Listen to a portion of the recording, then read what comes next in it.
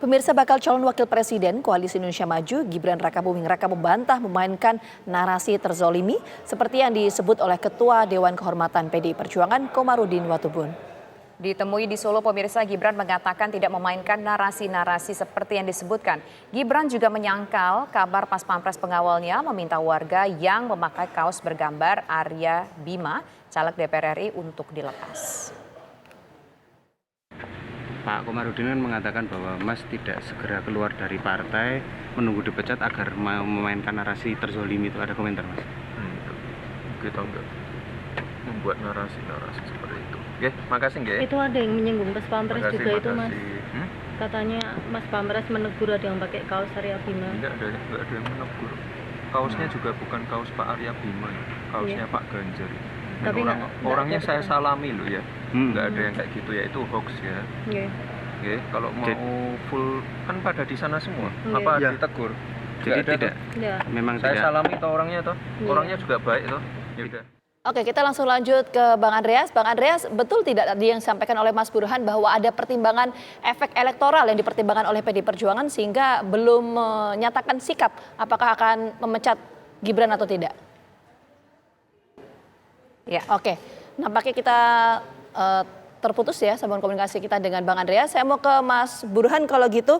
Mas Burhan, kalau tadi Mas Burhan menyampaikan ya bahwa keduanya ini saling tunggu ya, baik itu Gibran ataupun dari PDI Perjuangan. Nah, tapi seberapa besar potensi Gibran ini untuk pindah partai, misalnya ke Golkar? Nah, untuk dalam waktu dekat, sepertinya peluang itu agak kecil. Karena bagaimanapun Mas Gibran pasti mempertimbangkan untuk menenggang rasa, yaitu perasaan dengan partai lain pendukung Pak Prabowo. Karena bagaimanapun Mas Gibran kan didukung bukan hanya oleh Golkar, tapi juga oleh partai Koalisi Indonesia Maju seperti PAN, Demokrat, atau Gerindra sekalipun. Peluangnya ada, tetapi mungkin tidak dalam waktu dekat. Karena bagaimanapun menenggang rasa ini berkaitan dengan kenyataan. Kalau misalnya Mas Gibran masuk ke Golkar dalam waktu dekat, itu Golkar dapat banyak sekali insentif ya secara elektoral. Pertama, bagaimanapun Golkar yang paling pertama mendeklarasikan Gibran sebagai cawapres. Yang kedua, dapat durian runtuh karena Mas Gibran masuk ke Golkar. Nah, mungkin akan menimbulkan semacam kecemburuan dari partai-partai koalisi Pak Prabowo kalau misalnya terlalu cepat mengambil keputusan masuk Golkar. Tetapi dalam waktu jangka panjang kemungkinan besar Golkar memang tujuan atau terminal akhir bagi Mas Gibran untuk berkarir di politik. Baik, sekarang saya ingin kembali ke Bang Andreas, sudah kembali berhubung bersama kami. Bang Andreas?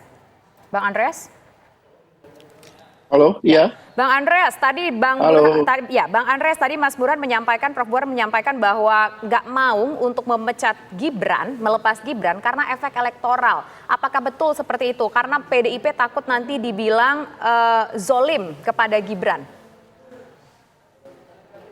Nggak usah dibilang juga PDI Perjuangan dizolimin. Kan selama ini kan sudah kelihatan gitu. Dan apakah soal elektoral itu ya Mas Burhan lebih tahu lah gitu, artinya Mas Burhan pegang data-data terakhir yang berkaitan dengan survei. Tapi kalau soal playing victim kemudian dizolimi ya selama ini ya kita lihat kan betapa mudahnya beliau meninggalkan PDI Perjuangan ketika sedang diberikan tugas untuk mengkampanyekan Mas Ganjar dan Prof Mahfud, dan kemudian pindah ke Golkar untuk berdeklarasi. Nah, saya kira tidak perlu diomongin juga ya, orang bisa melihat bahwa yang dizolimi ini PDI Perjuangan justru yang terzolimi di sini kan. Oke, Bang, tapi kalau untuk elektoralnya bagaimana? Efek takut elektoralnya gimana, Bang? Korban berikut yang dizolimi gitu. Ini belum pasti Bang pindah ke Golkar, kita masih menunggu pihak dari Golkar. Tapi kalau untuk efek elektoralnya tadi bagaimana Bang? Kalau ini kan di Koalisi Indonesia Maju kan mungkin semua berharap gitu. Sehingga jangan sampai ya, dan semua waktu itu kan mempunyai calon. Golkar punya calon wakil presiden, kemudian PAN punya calon wakil presiden. Semuanya harus mengorbankan demi Mas Gibran kan. Jadi yang menjolimi dan terjolimi itu siapa akhirnya? Oke. Kalau soal efek elektoralnya, apakah ada kekhawatiran dari PDI Perjuangan, Bang Andreas? Oh kalau itu enggak, kita sama sekali nggak khawatir karena kita fokus juga ke Mas Ganjar dan selama ini ya kami tidak terlalu berpikir lagi soal ini, tapi kita fokus ke Mas Ganjar dan Prof Mahfud gitu. Oke. Itu jauh lebih penting gitu. Oke, tapi kalau tadi Mas Burhan menyampaikan bahwa ada efek elektoral yang signifikan dengan kehadiran dari Presiden Joko Widodo beserta dengan anaknya itu Gibran ketika berada di PD Perjuangan. Anda tidak merasa seperti itu, Bang Andreas?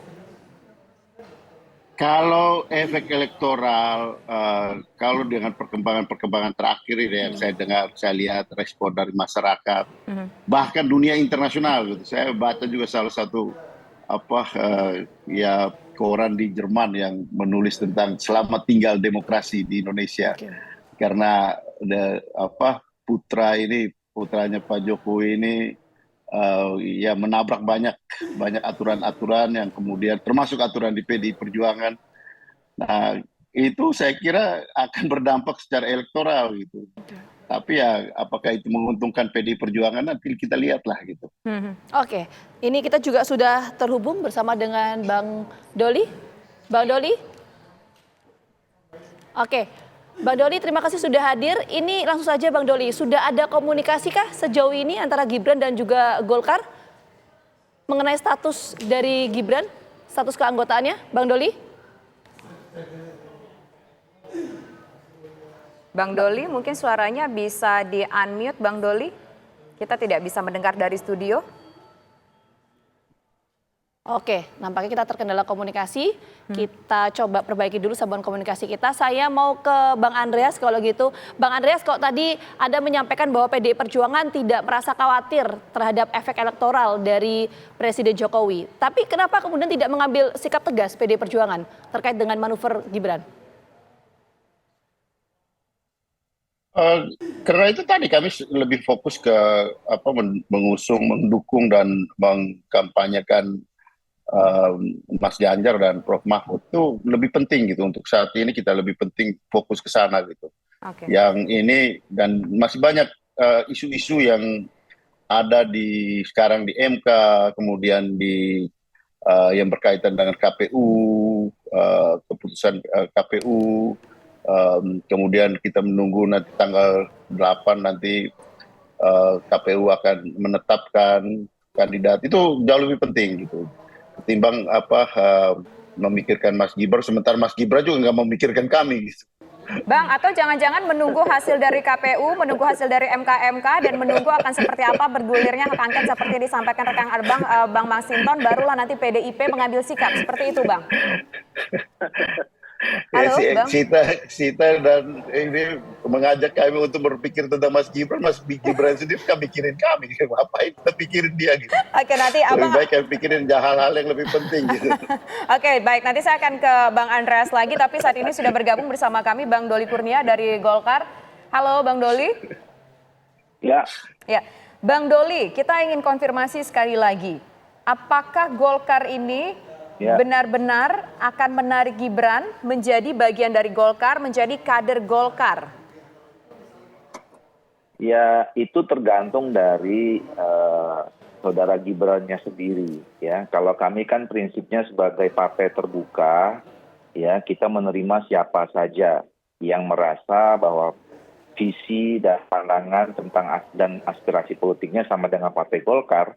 Kami dengan tangan terbuka menerima ya. Jangan. Tapi undangan dari Golkar untuk Gibran gimana, Bang? Saudara Gibran ya. Rakyat biasa saja kalau mau masuk Golkar, kami terima dengan tangan terbuka. Bang, tapi undangan dari Golkar sendiri ada nggak, Bang? Ayo jemput bola Golkar mengajak Gibran. Ayo Gibran gabung bersama Golkar. Ya kita sih kan sebetulnya begini, itu kan sama sama halnya dengan gak usah dijemput-jemput bola, kita buka pintu terbuka saja.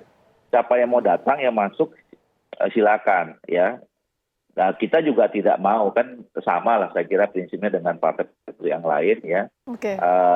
Itu diberi kebebasan kepada siapa saja. Setiap individu warga negara Indonesia yang ingin menyampaikan aspirasi politiknya dan ingin bergabung, ya silakan saja dengan tangan terbuka. Oke, kalau gitu narasinya saya ubah pertanyaannya Bang Doli. Sudah ada komunikasi belum antara Mas Gibran dengan Partai Golkar?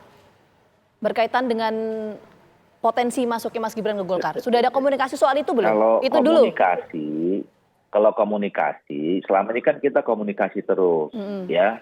Bahkan pada saat koalisi Indonesia Maju menetapkan, di mana di dalamnya adalah partai politik salah satu yang bergabung adalah Partai Golkar, ya komunikasi itu dilakukan secara intensif. Bahkan pertama kali kan yang mengusung pasangan capres dan cawapresnya Pak Prabowo dan Saudara Gibran itu kan adalah Partai Golkar. Itu tidak mungkin dilakukan tanpa ada komunikasi. Jadi komunikasi itu sampai sekarang, karena kita sudah gabung dalam satu koalisi partai politik namanya Indonesia Maju, ya komunikasi itu terus berlangsung. Iya. Oke, baik. Terima kasih Bang Doli, terima kasih juga Bang Andreas, dan terima kasih juga Mas Burhanuddin, Prof. Burhanuddin sudah bergabung bersama kami di Kabar Petang. Selamat sore semuanya. Terima kasih semuanya. Sore.